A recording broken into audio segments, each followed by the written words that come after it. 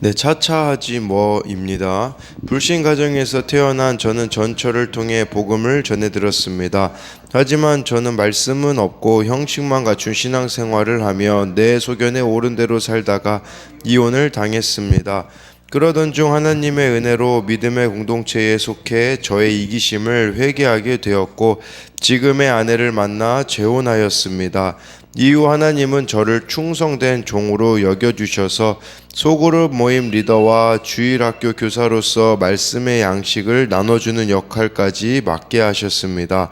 그러나 교회 안에서는 여러 직분을 맡아 열심을 내는 척 했지만 하나님을 믿지 않는 가족에게는 차차 전하지 뭐하며 주님의 때가 더디 오기를 바랬습니다. 아버지에게 복음을 전하려 해도 재혼하신 무당 집안의 새어머니를 생각하니 괜히 두 분의 관계만 망치게 될까봐 두려웠습니다. 그러던 어느 날 아버지 생신을 맞아 시골집에 갔다가 두 분의 관계가 냉랭해진 것을 보게 되었습니다. 나중에 알고 보니 새어머니가 아버지께 이혼을 요구하시며 그동안 같이 살아준 대가와 앞으로의 생활비 등의 명목으로 위자료까지 청구했다는 것이었습니다. 두 분이 같이 잘 사시는 줄로만 알았던 저는 생각하지 않은 날에 이혼의 위기의 소식을 듣게 되어 당황했습니다. 아버지는 새어머니와 같이 살 생각이 없다고 하시며 새어머니가 요구한 위자료의 5분의 1만 주면서 나가려면 나가라고 하셨다고 합니다. 저는 뒤늦게 슬피 울며 아버지께 이혼은 안 된다고 말씀드렸지만 그간 아버지께 전해놓은 말씀이 없으니 설득이 되지 않았습니다. 생각하지 않은 날에 이런 사건을 맞이하고 나서야 뒤늦게 복음을 전하려는 제가 약한 종임을 인정하게 됩니다.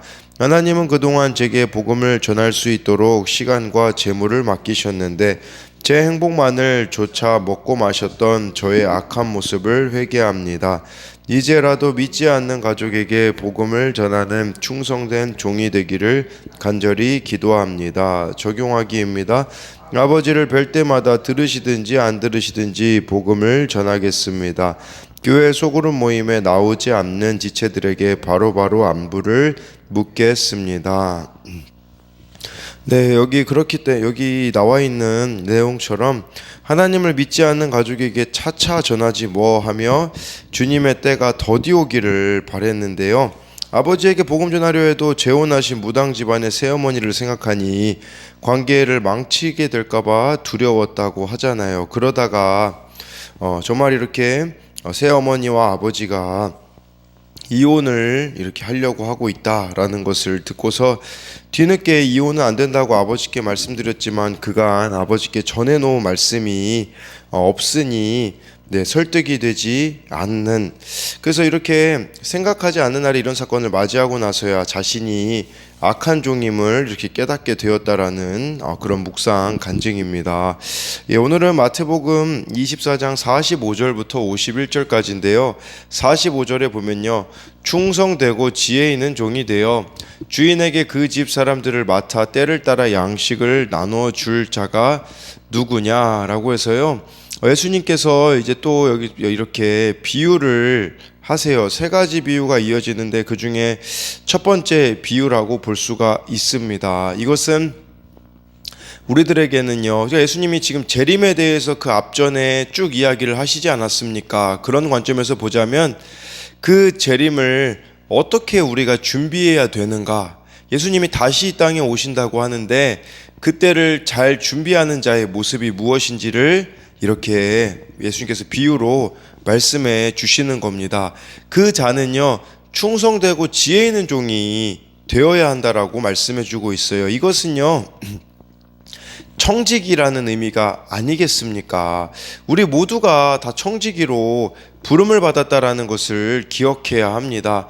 남편으로, 아내로, 부모로, 자녀로 어떤 역할이든 청지기로서 이제는요, 그 집사람들을 맡아 때를 따라 양식을 나눠주어야 한다라고 하잖아요.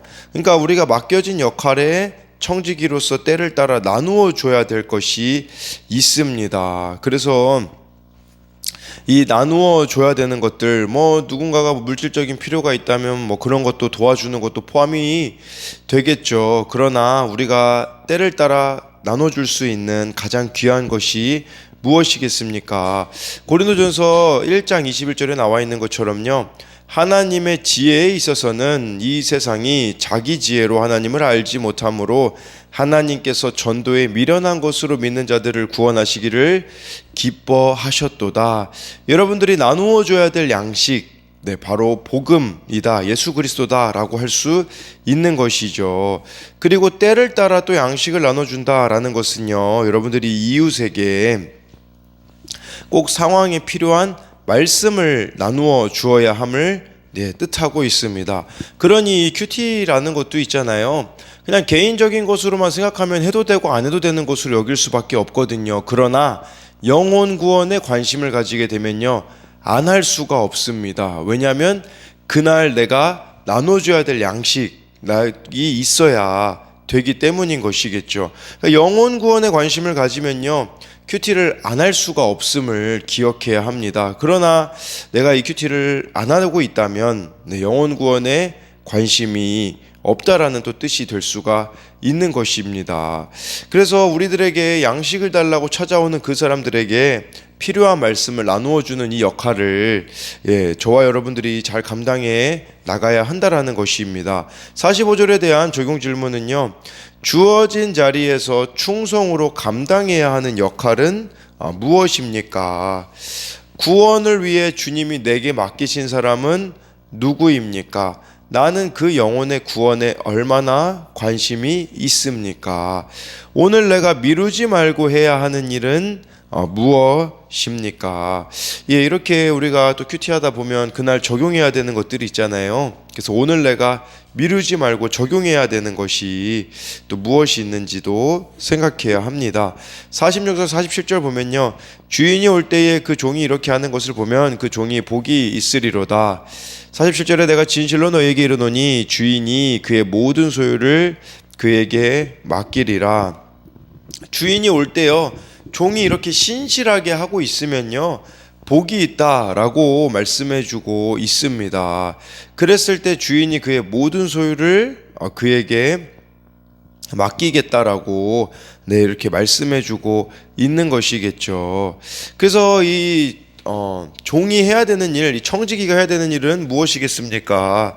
청지기가 해야 되는 것은요, 잘 때를 따라 나누어 주는 것이에요. 이것은 구체적으로 말하자면 다른 이웃들을 섬기는 것, 돕는 것이라고 볼 수가 있습니다. 그리고 때를 따라 잘 나누어 줄 때 모든 소유를 맡기시기 때문에 사람에게는요, 능력보다는 신실함이 중요하다라고 할 수가 있습니다. 그래서 하나님께서 우리에게 맡겨주신 이 소유를 사랑과 지혜를 가지고 때로는 마음으로, 때로는 몸으로, 물질과 위로와 권고로 나누어 주는 것이 충성된 종의 역할이다라고 할 수가 있는 것이죠. 그런데요, 이 역할을 잘 하기 위해서 필요한 것은 무엇이겠습니까? 다른 것보다도요, 주인의식이 중요하다라고 볼 수가 있습니다.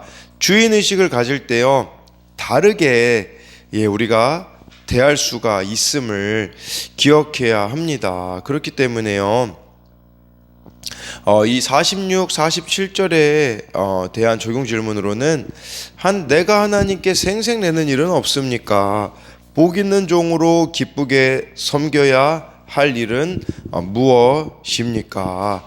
48절부터 이제 51절까지는 악한 종이 나오거든요. 먼저 48, 49절 말씀을 보면요, 만일 그 악한 종이 마음에 생각하기를 주인이 더디오리라 하여 49절에 동료들을 때리며 술 친구들과 더불어 먹고 마시게 되면, 악한 종이 나옵니다. 주인이 오시는데 더디 올 거라고 생각하면서 이 더디 온다, 이것은요, 시간이 걸리다라는 의미도 있지만 오지 않는다라는 뜻도 있더라고요. 그러니까 종은 지금까지 주인이 오지 않는 걸 보면서 앞으로도 오지 않을 거라고 오판을 하고 있는 것이죠. 그리고 이 단어가요, 그런 데도 쓰이더라고요. 이 더디오리라는 이 단어가 병이 오래되어 만성질환이 된 것, 습관이 되어 둔감해진 것이라는 것도 있더라고요. 그러니 주인이 더디오리라고 이렇게 악한 종이 생각했다라는 것은 영적 긴박감이 사라져 둔해진 마음을 나타내고 있습니다. 마치 만성 질환처럼 둔감해진 이런 태도를 보여주고 있는 것이죠. 그러니 이 사람이 어떻게 살아가냐? 49절에 삶의 방식이 나와 있어요.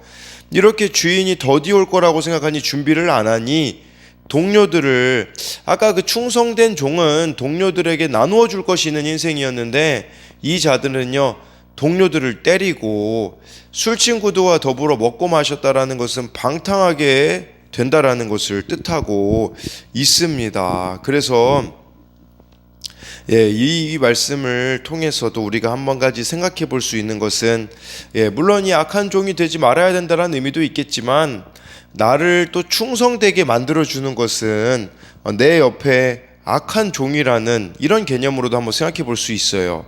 나를 때리고, 동료를 때린다고 하잖아요. 나를 때리고 괴롭혀서 더욱 주님을 사모하게 만든다면, 또 악한 사람이 아니라는 관점으로도 우리가 볼 수가 있는 것이죠. 그러나 이 악한 종, 입으로는 예수님을 믿는다고 하면서 이 세상이 너무 좋아, 주님이 더디 오시길 바라며 죄 가운데 산다면 심판의 때가 가까이 온다라는 것을 기억해야 합니다. 그래서 이것에 대한 적용 질문으로는요, 내가 충성되고 지혜 있는 종이 되라고 붙여주신 악한 종은 누구입니까?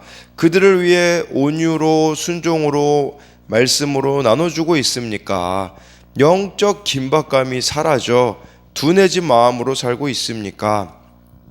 내가 회개하고 멈춰야 할 악행은 무엇입니까? 마지막으로 50절 51절을 보면요, 생각하지 않은 날 알지 못하는 시각에 그 종의 주인이 이르러 51절에 엄히 때리고 외식하는 자가 받는 벌에 처하리니 거기서 슬피 울며 이를 갈리라 라고 말씀해 주고 있습니다. 슬피 울며 이를 간다라는 것은 최후 심판에 벌어질 예상 밖의 결과를 보여주고 있습니다. 이걸 통해서 우리가 알아야 되는 것은요, 인생의 목적은 행복이 아님을 기억해야 한다라는 것이죠. 거룩입니다. 그렇기 때문에 좀 다른 관점으로 보자면요, 내 옆에 악한 종을 충성되게 하고 데려감을 당하게 하는 것이 나의 목적이 되어야 합니다. 그렇기에 하나님의 자녀인 나는 죄를 지었어도 회개하면 천국에 갈 확신이 있지만, 그런데 이렇게 악한 종과 같은 자들은 천국에 관심이 없는 것이죠. 그들을 또 우리가 구원으로 인도해야 되는 이 역할을 해야 되는 것이 청지기로서의 우리들의 역할이다라고도 볼 수가 있겠고요. 그래서 오늘 말씀을 이렇게 좀 정리해 보자면, 주인을 대신해 동료 종들과 집을 책임 맡은 종들이 책임을 수행하는 시기는 주인이 부재 기간으로, 이 기간은 어떤 의미가 있냐면요, 교회가 예수님의 명령을 받은 이후로부터 예수님의 재림 때까지 우리가 이 역할을 감당해야 한다라는 것이에요. 창세기 1장 26절부터 28절 보면요, 하나님의 형상을 따라 인간을 지으셨거든요. 근데 남자와 여자를 창조하시고 28절에 보면요, 그들에게 역할을 주세요. 하나님이 그들에게 복을 주시며 하나님이 그들에게 이르시되 생육하고 번성하여 땅에 충만하라, 땅을 정복하라, 바다의 물고기와 하늘의 새와 땅에 움직이는 모든 생물을 다스리라 하시니라 라고 이렇게 말씀하셨기 때문에, 그러니 우리 인간은 하나님의 형상으로 창조가 되었고 청지기 역할을 하도록 역할이 부여되었다라는 것을 말씀해 주고 있잖아요. 그러니 우리는 예수님이 이 땅에 다시 오실 때까지요, 예수님을 통해 회복된 청지기의 삶을 살아야 합니다. 하나님이 최후 심판에서 보상하고 벌하시는 기준은요, 바로 청지기적 삶이라는 것이고, 이 청지기적 삶은요, 형제 자매를 향한 긍휼, 이게 그 삶의 핵심이라고 볼 수가 있습니다. 나누어 줄 것이 있는 인생이 되어지는 것이 청지기로서의 삶이 아니겠습니까? 그러기에 정말 우리가 매일매일 주님 오실 주님 앞에서 신실하게 살아가심으로써요.